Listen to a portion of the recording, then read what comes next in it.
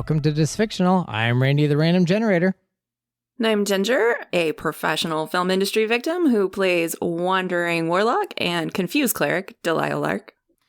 I'm Tukey, former academic gone rogue, currently playing a Tabaxi rogue named Silica. And how's that been going? Oh, it's been lovely. You know, just picking myself up off the ground. Normal session stuff. You were the one picking yourself up off the ground? Other people picking my body off the ground for me. You know, normal session stuff. Yeah. It's not working keeping you on the ground, that's for sure. Oh, you just got to try a little harder. Don't tell him that. You know, just make me into a vampire, the normal stuff. Oh my God. We'll get to that in a little bit. So we just finished 3 sessions straight of combat. How was that for you, Randy? It was fantastic. Oh yeah? Got some good hits off on us? Not only that, but combat's really easy to prepare for when it's already started, especially. But that went about as expected. Really? Because you expected us to win? Well, I never want you guys to lose, but if anything, you guys skipped a lot of combat. So, yeah. We skipped a lot this time? Yeah. I had a whole, 3-wave prong in the town, but it had to be done at night, and you guys didn't wait for nightfall. I knew there was a wave thing. We talked about that. So the one time we were sort of aggressive, I guess, and went in first actually helped us. Exactly. Nice. But wait, I don't feel like we killed 3 waves worth of things. Did we leave? Well, I guess we'll find out later. Are you asking him to throw more enemies at us now? We just got a break. Absolutely not. These are the townsfolk's problem now. Exactly. So as a little bit of lore with like the vampires, though, the heavy hitter ones, specifically ones that are usually named or something like that, they have a way of coming back. And while you would have potentially seen at least 1 or 2 of them within the wave, they could have came back for the additional crypt battle. Mm-hmm. For a little more background as well, we were not there to fight vampires. No. Nope. No, we were not. I mean, they thought it was zombies based off of the information I gave them. I mean, you have to admit that descriptively there are some similarities. Oh, yeah. It's just a zombie that can talk, really. And turn into a bat. Yeah, I mean, then you start getting nitty gritty, then they're nothing alike, you know. There were a lot of them, but we survived yet again. You know, last week we said it wasn't looking good, but good news, we survived. For now. Yeah, just wait till you start getting up to the hard stuff. Exciting. And we leveled. We're level 15 now, which is exciting for me because I've never been in a campaign long enough to get above, I think, like level 6 or 7. To be fair, most campaigns don't go that long. Like, we've only gone through about 5 levels now, and typically campaigns don't go more than like 6 or 7. Yeah. So we're getting there. It's cool to access the upper level stuff for the first time. Yeah, that's interesting for the both of us. But I get to throw out high level stuff too, so I get to have my cake as well. Yeah, definitely noticed you using a little more of those legendary actions in the last encounter. Yeah, you guys are getting quite up there, and with the counter spells and all this other shenanigans, they got to get something thrown back. Yeah, this last fight had a really good mix of like single larger enemies and then a lot of little things kind of going around. So definitely a good mix of combat styles, I think, in this last encounter, and enemy types. Yeah, throwing out something a little bit different there. And the group was already kind of naturally handling that with you having a stowaway radiant damage Warforged, as well as a paladin and a cleric. So it kind of became a natural fit to handle that, at least. Yeah, that felt really good. I've been waiting forever to get to destroy undead stuff. So that was super fun. Yeah, you gotta even destroy some and turn others. It was good. I'm sure my relief will be short-lived somehow, but for now, it was a good time. Speaking of all the different mix of things going on in that last combat, how do you go into a campaign choosing some of the tone, or do you kind of develop it as you go? What is some of your style there, Randy? I just make it as depressing as possible and hope that you guys are as happy as possible so that I can just tear you down slowly but surely. That's about it. No, but I do like a good mix of the drama into it. As much as I like to be kind of the funny person of the group, I think having that hard edge of drama and suspense is much more interesting for a long style than not, because typically the players are kind of the funny people and they have quirks and stuff like that. And I've got the NPCs that do quirks and everything too, but if there's no sense of danger, it depending on the campaign, of course, but if there's no sense of danger, then the stakes are a lot lower for you guys, and you just kind of do whatever you want at that point instead of questioning every decision you're making. Except I still question every decision. Like, way too much, probably. Because it's a dangerous campaign. Yeah. Our last campaign was kind of whimsical compared to this, really. And it was much shorter and everything as well, and a little more combat oriented. But this one, I'm off the top. You sat everybody down and you were like, all right, this is going to be a fiend-based campaign.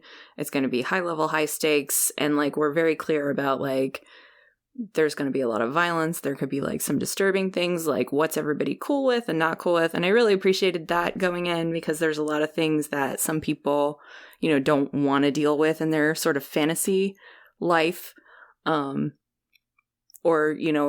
would be off the table for them.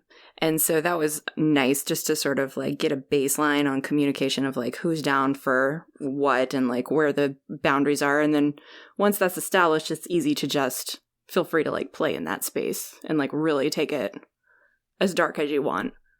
Yeah, it's always really important to ask the players, especially for a session 0, what the expectations of everything are. Because in even small cases, some people don't like certain rules that are official rules. They don't like some rules that you may potentially homebrew. So you don't want to just throw them a homebrew rule and then they're like, that's actually terrible. I hate that. I don't even want to be a part of this if that's a part of it. And then of course, yeah, the harshness of the campaign, making sure people are, okay with, whatever level of violence and sort of gratuity and stuff like that. When I pick an evil character, I want them to be evil. And, there are definitely actions that people wouldn't want to see even in a fantasy setting, but evil is evil sometimes. And yeah, I just like to show that. I like to be off limits if I can, just like I let my players be off limits. And I don't give them many limitations to have to deal with. Usually if they want to do something, I'm pretty cool with it, unless they're trying to literally break the game, of course. Well, I think for me too, I kind of echo what Ginger was just saying, that like having that conversation ahead of time was nice.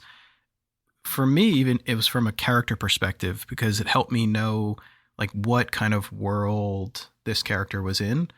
Not to say you can't be a happy-go-lucky character in a terrible, terrible world, or vice versa, but it was, I don't know, it was just like I felt like good information to know where things were starting off, what the character might have experienced, what they had been through, and then also just the general tone between each of the players. I think having those conversations helped get that in the right place early.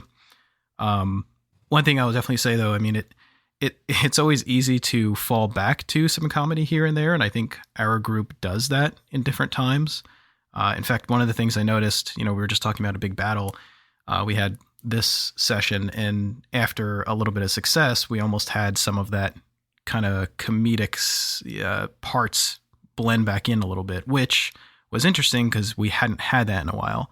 I think our groups had a very, very serious tone in the last bunch of sessions, just partially because of events that are going on. And, so it's interesting to see how tone throughout a campaign can sort of oscillate, I guess. back and forth, depending on what's going on, what the players are doing with their characters, and what's happening to their characters.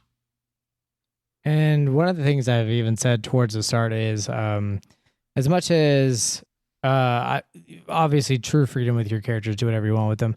But when I do a doom and gloom campaign, it's always better that the players aren't that doom and gloom. That way, one, they've got something contrast against, but also to keep it from just being a full-on depressing campaign. So not all my NPCs are that kind of way and stuff like that. I have a lot of fun NPCs, but then the real story is like, hey, just die. Yeah, we joke. My favorite NPC moment in the campaign so far was that we have one of our NPC crew characters come to the realization that not everyone in the guild had dead parents. And it turned out that he thought that was a requirement, and that we found out he might have killed his parents to get in, which of course sounds awful, but in the moment was hilarious, like a realization and like a really well played for comedy moment by Randy that this NPC was like, wait a minute, your parents are still alive. It was like, no one ever told you that you couldn't have parents, but it was just playing off, the trope of the adventuring trope of like, your parents have to be dead or you're not allowed to go on adventures. And that was a really funny moment for me, but also still kind of messed up and dark in its own way as well. So it ties in good to both the humor and the messed upness. The bell rang and I was angry. I'm sorry. Oh, I love him. Yeah, I love those moments as well. And especially, like, I'm the kind of person that no humor is off limits and definitely go to the twisted and dark realm of, just existence, really. And so being able to just kind of instinctively have that, like, oh, hey, I killed my own parents. What about you guys? It's like, what? Our parents are fine. And it's like, yeah, mine too. Oh no. It ended up kind of flipping around to Domino being like, please don't kill my parents. I actually like them. And that's even crazier. Like having alive parents and you like them. Like even a D&D character. It was a bold choice that I regret. Yeah. I mean, because now I worry about them but give all it the time. It's now dangerous. I worry about them all the time. Yeah, I was gonna say it's dangerous to put a beloved character, beloved family of your character around a DM in this setting. Nah, it's fine. This is why this time I decided to go with I don't know my parents, or I'm pretty sure they're gone. We'll find out. You're probably gonna find out eventually that you also killed your parents. Yeah. No, I doubt it. Got a mind blank spell on him. Perfect. Oh my god! Wouldn't I have been like 3? How dark of a You tone don't is know. this campaign? I mean, hey, sometimes, parents mess with the wrong thing to sacrifice your child to a great, demon fox, and suddenly, the village hates you. Pretty sure I've seen this somewhere. I was thinking more like little baby Silica knocked over a candle in accident and burned the house down or something. But yeah, sure. Let's go with whatever anime plot that was. Yeah. I definitely think it's a good point, Tuki, that you made about putting sort of a tone to the setting before you drop a character into it, because you can take the exact same character, right? And you can drop them into Lord of the Rings and it'll play one way, or you can drop them into Arcane. And it could be a whole different vibe, even though the character is technically the same character. So we have had to we were talking last week about being more reactive. We've had to react a lot to the tone that's built in, and the events that are happening have sort of shaped. But as far as the world itself, I don't actually know if everyone who lives in this world is privy to anything that we're privy to, or if it's rare for them. If we went out into the countryside and found a random NPC village in the middle of nowhere, would they be cool or would they be having problems? How widespread is it? And I guess that's a spoiler, but but I do wonder. Indeed. I don't know. It feels like so far, and again, maybe this is just because of the consistent tone, but it feels like all the different places we've gone to have felt like they belong in the same world. I haven't notice like we've Oh, yeah, gone for somewhere sure. and it's been like, where are we kind of situation? I mean, even think about when you guys went up north and there were the like the snow elves and things like that, where they've also been dealing with things, even though you've never even been up there, and have had attacks and people missing, and still had a influence of sorts as well. But um, back to tone and stuff, I'm also a big fan of bringing polar opposites in a tone. I often do that sometimes with my characters being either like um, kind of the Harley Quinn where you're psychotically happy or something like that, or I've had one of my characters who was extremely happy and just a smiles in the face of danger, all my kind of style person. But when you find out he ate his own father on accident, like it kind of creates a whole different tone for him. Ooh, okay. That's a I new mean, one for me. he was a minotaur. It was delicious. It tastes like beef, whatever. And this is our DM, folks. Yeah. What's up? We put our lives in his hands every week. Bold choice. Here's a good question, because you just sort of brought it up with, what do we actually know about the rest of the world, or what don't we know? But, how do you guys usually play into kind of the character's perspective into different situations, right? So, your character is walking into something going on and they have to sort of respond. Do you try, I guess as much as possible to just have them respond in a way they would, or, obviously try to reduce as much of your impact on it?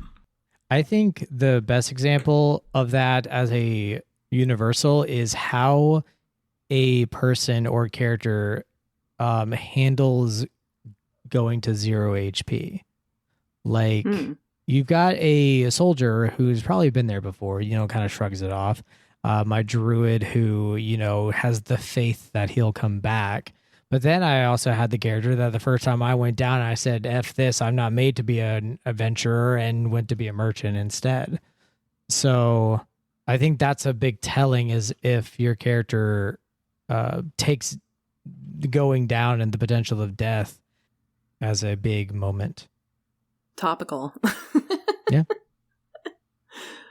Yes, my character just went down for the first time, but it was interesting because I did think my character has reacted extremely badly to someone else going down, but ended up reacting differently when it was herself for multiple reasons. But yeah, that's definitely one good indicator. I think for perspective in general, I draw on the background a lot for the perspective. I try not to put my overview, I guess, like my meta knowledge on the characters. I like them to react like how they would react, but I use a lot of their background and history to inform that decision. So like a good example would be, a lot of times throughout this campaign you've probably heard me say, well, she's a cleric, so, and then explain why she's going to do what she does next, because she draws heavily on her experience as a healer and things like that, like, and as just a general magic user that would like sometimes know more about a situation than like an NPC she's talking to, for example.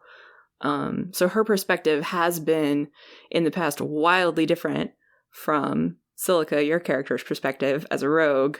And they've had conversations where it's like, why doesn't this bother her? Or why doesn't she care? And it's like, oh, she doesn't care. She just doesn't see it as a problem because she can fix it. Like things like that have created interesting moments where there were miscommunications because of differing perspectives. Yeah, and I mean, it's funny because, the current character I'm playing is, I would say, probably a very low emotional intelligence character. And so, for example, situations will be happening and I have to, regardless of how I feel about something, or regardless, of how I would react, I have to sort of get in that mindset of like, hold on, no, this is how this character would react, right? And I think the longer this campaign has gone on, and the more that's happened to our characters, the easier that has gotten.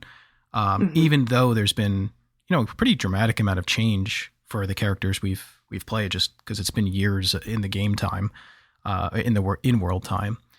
So yeah, that for me is usually how I try to keep things consistent, I guess, is just always think about what mood are they in currently, how have they reacted to situations before, and how would they act currently, and just really trying to get rid of my mindset as a player as much as possible, which again is always easier said than done, but definitely feels like the more time in a character's body, the easier that gets. Yeah, which is not to say like, and you have kept her very consistent, because we found just this week, I found my first impression notes on her. And we were reading them back together, and I was like, we were both talking about like, oh, she really has stayed very consistent in her character the whole time. But that's not to say that she's been stagnant in her growth as an individual, which is a important distinction, because even though those initial traits about her personality are the same, she has gone through like arcs of development over time that have been impactful for her. Yeah, I mean, it definitely makes sense, even regardless of how much is happening to someone, that there'll be, whether it's little things that stay true, or even bigger ones that are just sort of like, grown in habits sort of how the character would behave. So yeah, I think it's been interesting to kind of keep some, change some, kind of adapt to the situations. But, always, I think what I'm try to do is just react again as much in how that character would react as possible. And not to say that some of my own personality doesn't slip in here and there.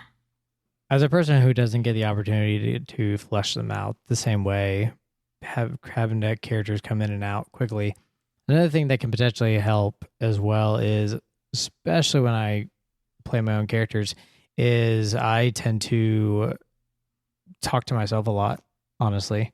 And, you walk around a room, you go from in and out of like driving around or whatever, and you kind of just say stuff in the character. You kind of create a sort of mannerism or a sort of speech that they have as, and by the time you start playing them, you already have an idea of how they're going to react and how they talk and things like that too.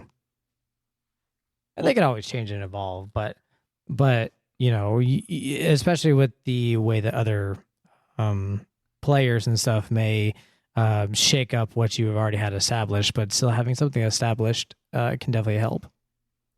Well, that's an interesting perspective though here. So how do you find as a DM, because I know you're saying this is sort of how you prepare it for it, but do you find it still more difficult to kind of get into a character's mind when you're only playing them for a short time, right? Like you're introducing a new NPC and, you only have, they may only be present for that night of the campaign. Maybe they only even say a few things. Like how do you find that, obviously, versus, playing a full fleshed out character for many, many sessions? So it's not as difficult for me as I thought it would be. There are moments of improv that are, they don't come across as easily, but it all depends on the type of character. If you pick a character closer to yourself or something, that's a fairly easy thing to do. Or if you have one that is information, or ones that you kind of want to be goofy, that typically ends up helping for me a lot there. As far as, I'm trying to think of random characters, but there's the moments with the NPCs that have always been kind of funny, but I always try to have in my back pocket just a little something like, this one doesn't like scammers or something. So the moment you kind of hit a scam, all of a sudden I can flip a switch on him and suddenly he can be a different character, as an example. And you read stories like this online all the time, or like see joke posts about it on Tumblr or whatever, but there's always like the player tendency to want to just adopt NPCs and like drag them around everywhere. We literally stole an NPC and like added her to the party. Were you expecting to have to continuously play her from then on, or did you really think we were only going to have her for like a minute? And like, what do you do when you're not planning for a character to be suddenly basically a main character all the time for kind of no reason? I mean, they get killed off screen, and it really sucks. But otherwise, like that character was supposed to be a character that was in replacement for missing party members and things like that. Anyway, and even if and when the party members come back, like unless I want to specifically pull her away for some reason, which can be easily done, she could be a much more obedient Warforged and go back to her creator, or she can continue on and be the sort of rebellious kind of NPC that she's sort of grown to be. So, yeah. Well, she's been hanging out with us too long. Oh, yeah. The funny thing with that NPC in particular, and honestly even others that you've brought into just the world, or ones that we've had around for a while, there's some other companions who have been traveling with her group too, is that they're even though they're not a huge amount of presence, they still have had more than enough presence to where everyone in the group sort of knows or almost could predict or jump into their shoes at times. I mean, in this case, with this one that's been tagging along with us, so to speak, we've actually each had a chance to play that character too, which is always funny to throw in dialogue for that character. But I think, it does speak a lot to these characters that might be reappearing, that, yeah, they've even been established enough to where others could jump into them. Maybe it's more surface than, long time characters or player characters, but still enough to have their own perspectives and own personalities that others can pick up on. If they're around long enough, they can always grow and build and become something else. I mean, the Warforged hung around helpfulness for a few years, and as the name implies, she just wants nothing but to be helpful. So party members pick her up and they need some help with stuff. Yeah, sure. Hey, cool. Let's do this. Yeah, that's why I wanted to make sure we picked helpfulness back up. I got to put her back on babysitting duty before Neo gets her claws in her too much deeper. Maybe a weird both thing, and then all of a sudden you find out that helpfulness is also learning from Neo, and now it's like, oh no. Oh no. That would be very bad. All right, time to teach about the birds and the bees. No, please don't. There's bees? Yeah, see, this is a good example, though, of something where I think it would be hilarious, but my character might not. Yeah, that's a hard moment when, like, you yourself really want the event to happen, but your character's going to be the stick in the mud, be like, no, we can't let this happen. But secretly, she's just a baby. But secretly, you're hoping like another player is like, no, let it happen. Yeah, I did that last week with the vampires. It's just like, somebody will murk this dude. I don't have to decide. Yeah, where you're saying no, but your head is shaking up and down like yes. Well, here's a funny one with this vampire situation. So what was it now? 2 weeks, Ginger? 3 weeks that I've been 3 weeks, yeah. Basically goading Randy into trying to turn my character into a vampire. Even though listen to you. Exactly. And even though my character was pretty vehemently avoiding that situation and had no idea what was even going on, just knew things were trying to bite her. But yeah, I think that was actually been something pretty funny recently, is just like me, the player, is sitting there going, oh, that would be so cool. Do it. But then, obviously the character has, I still played the character in a way where it would make sense for her. It didn't feel right in that situation to suddenly like have her, throwing her neck over by vampires to get bitten or something. But yeah, man, I wanted it so much, but it just didn't happen, and it didn't make sense. Didn't happen this time. I'm sure there's something worse you can turn into later. Don't worry.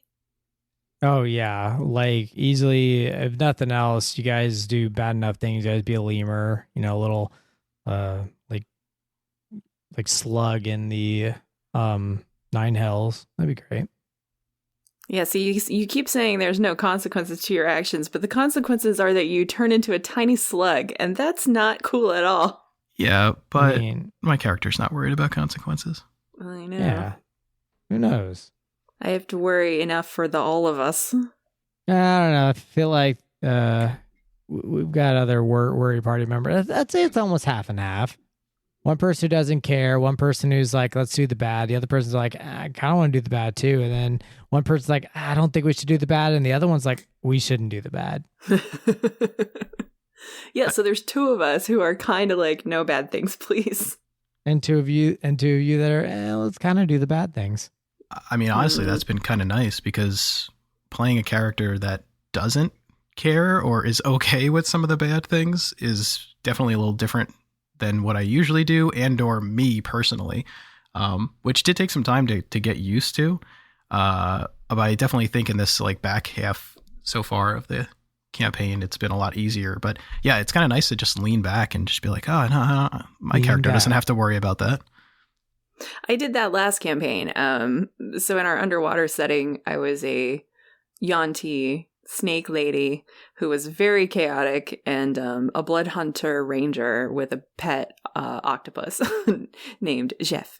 And she didn't care about basically anything that was going on. She just needed an excuse to like explore the ocean because reasons, and she just latched on to this group and went with them. So yeah, combat for her was literally just like, is there a thing I can shoot at? Cool.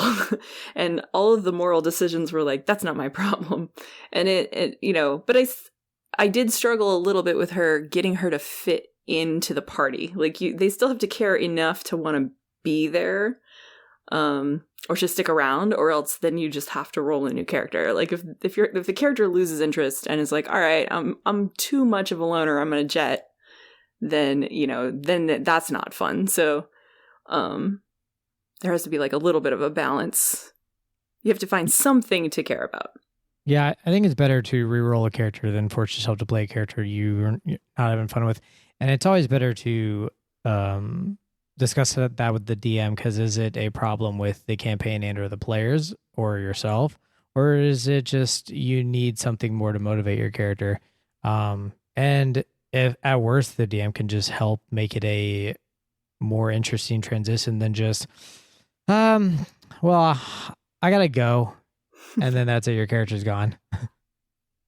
Well, and sometimes it might just be very minor tweaks, right? Like, maybe you have that conversation, but then you realize, okay, wait, if I just like very, very minor tweaks to the character, or maybe an event happens, right? And then the character can have some growth and remain with the group, then that could be a possibility. But yeah, I agree with what you're just saying. I mean, if not, and it requires you to like dramatically change the character themselves, that just doesn't make sense. It's probably better off, changing out for something else and just making sure now with a little more understanding of the group dynamic of like, okay, maybe something else will fit a little better.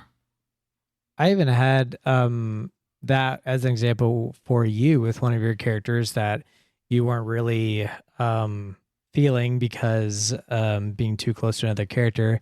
And then I talked to the DM and had one of my characters, my previous character that had a connection with your character, just suddenly drop in out of nowhere and give you a really cool quest to do.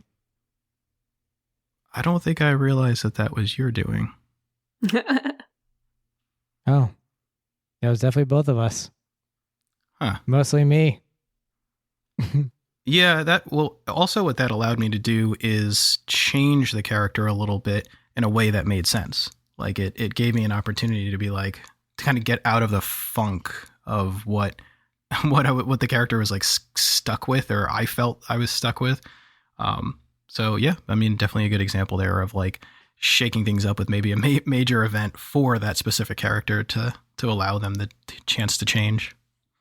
Yeah, and I think kind of the example of that too is our characters aren't heavily challenged in certain ways, or weren't reacting to challenges the same way.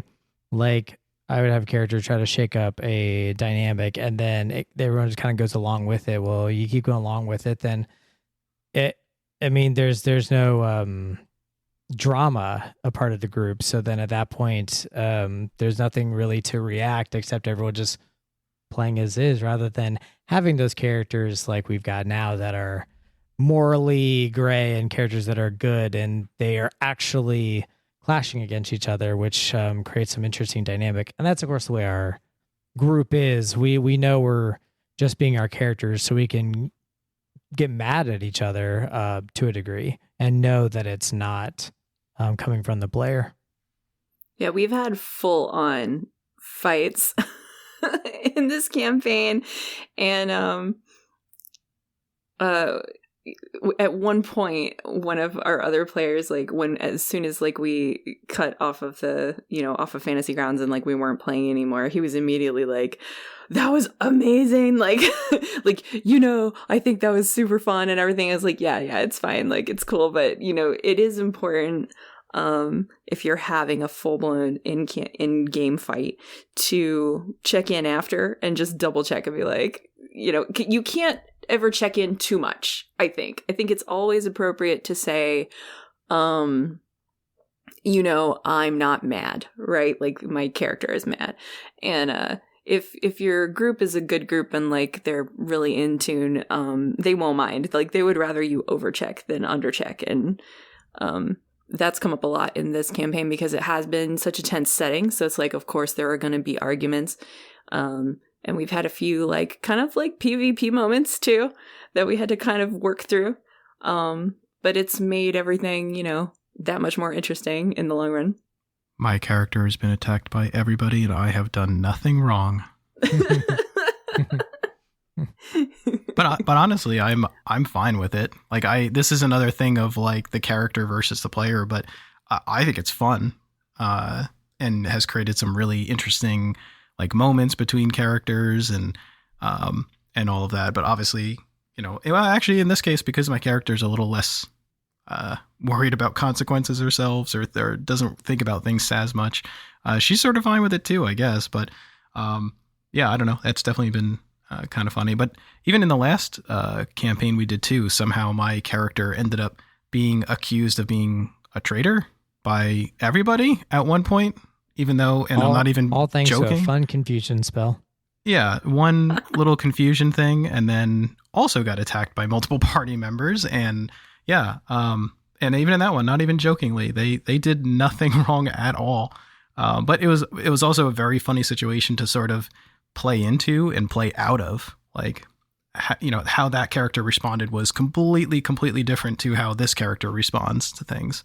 Yeah, he was so hurt, and I felt really bad. I felt bad for him. But and again, that was also a good one to make clear after sessions of like, guys, I'm fine. Right. Don't worry about it. It's just the character said, not me. I mean, I'm also a big fan of trying to challenge you guys too. Like you're, Tuki, not a big fan of making decisions, so I made you the leader of the group.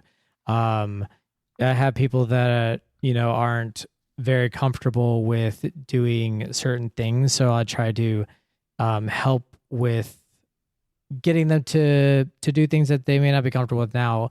On the same side, if they like just flat out, let's say they don't like RPing, well, then I'm not going to like force them to RP because I want them to have fun at the end of the day.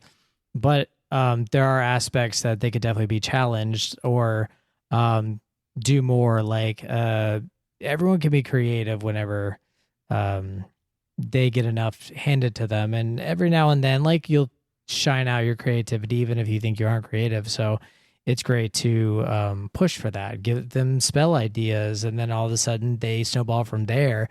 We had a hilarious sorcerer that shall not be named, but was definitely a random idea that me and someone else just kind of went crazy about and just kind of showed a fun creative side from them. Yeah, and it can even be little things, like especially if someone's new to the RP stuff or has trouble visualizing. An easy thing to start with is just like your spell flavor, right? Like when you do something, like tell us what it looks like explain like why it's cool. For sure. Or what it looks like when you do it versus when someone else does it. And like little things like that can really start that spark and like that ball rolling, I think. Speaking of ball, my healing word was a ball that I call like the word was salve. And it would shoot out a glob of like what's kind of like gel, and it would hit the target. It would turn into, healing juice, basically. But that was an artificer who had the equivalent of the Pulp Fiction like briefcase, but it kind of did. So like you were everything. Honey. You were Honey from Big Hero 6, is what you were. Exactly. Amazing. Like a one side shot a gun out, the other side spewed acid, and the other side healed you. You know, you take good luck whenever you touch the briefcase. So this is a funny thing because I also have been doing that much more recently, but I didn't used to do it before. Like I think on most of my characters before, I would look up, I'd look up things in flavor, look up images or look up ideas for things when I was creating the character, but then sort of leave it at that. I mean, even the last character, I think a funny thing I did was it was a monk and was healing, right? And the way the words are written, it's like you can heal off of a punch. And so I basically just the whole rest of the campaign was punching people to heal them and kicking enemies to do damage. And that was like a minor like flavor thing, but I kind of played through with that.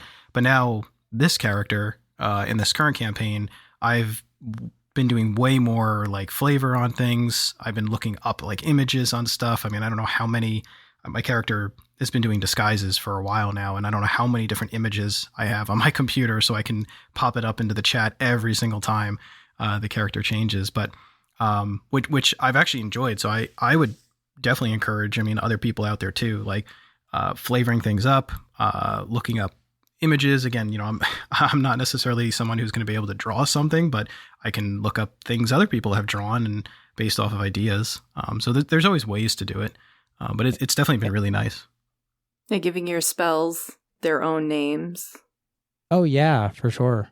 A big thing, bards are the biggest one with that, but like I said with healing word, what's the word? Like that's usually one of my first questions I like to ask people. My druid's healing word was rejuvenate.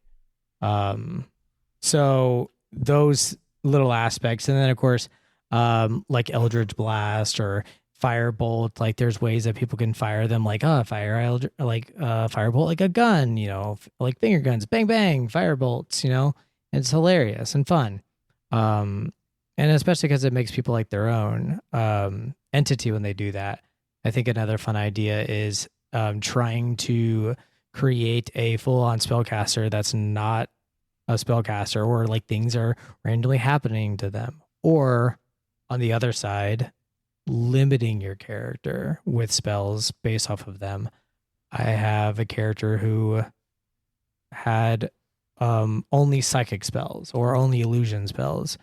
I had one with only summoner and healing spells, very few like nature-based spells rather than destructive spells.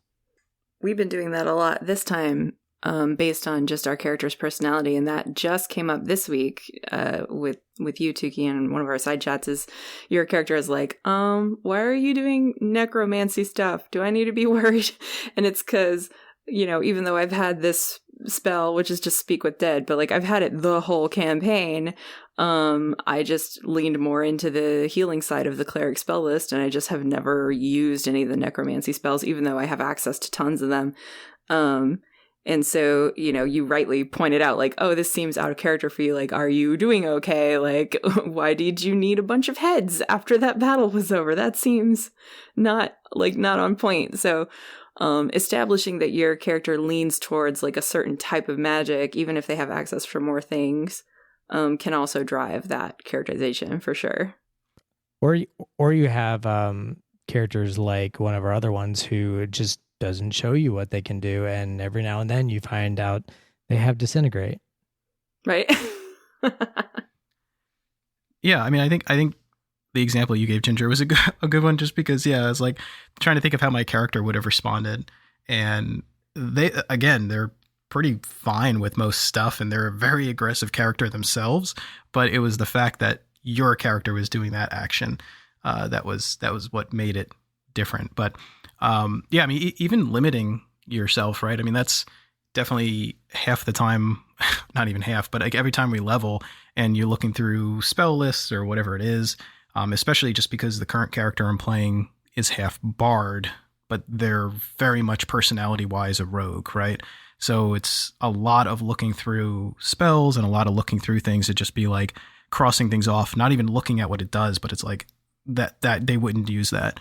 That just doesn't fit their character, which is honestly helpful and hurtful, I guess, depending on how you as a player like to play. But for me, it's been almost more fun to find and pick spells and abilities and all of that kind of fits the style of the character.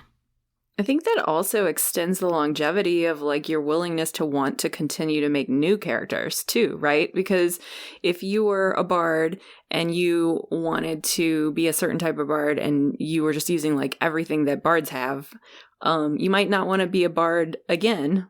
But if you are focusing on a specific, line of things, you could be like, my next bard is going to be super different. And you can, it just expands like sort of the flexibility of the system to be able to continue to create characters that you continue to find interesting, even if maybe you've played that class before. Nah. Or not, I guess.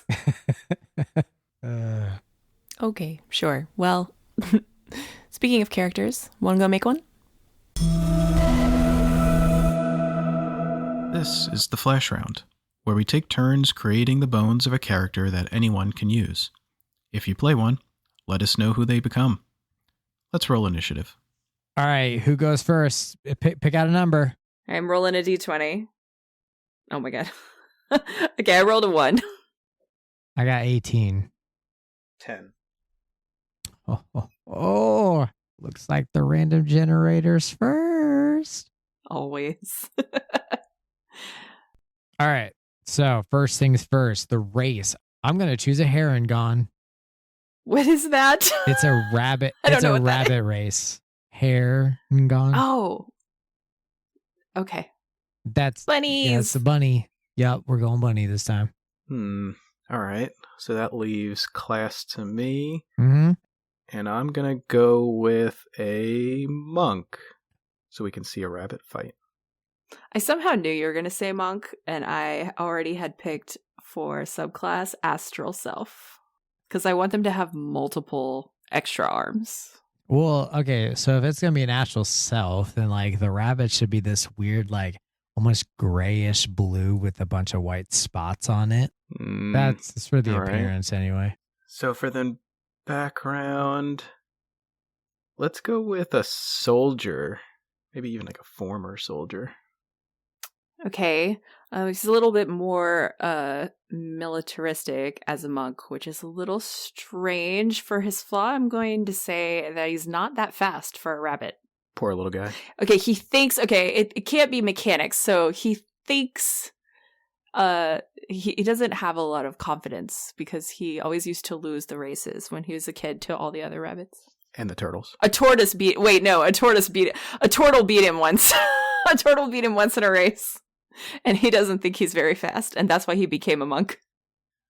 So, and for his quirk, it's, since he's all the time, he's going to be just constantly talking about how he did beat a turtle in a race. Like, he just thinks he's better than turtles.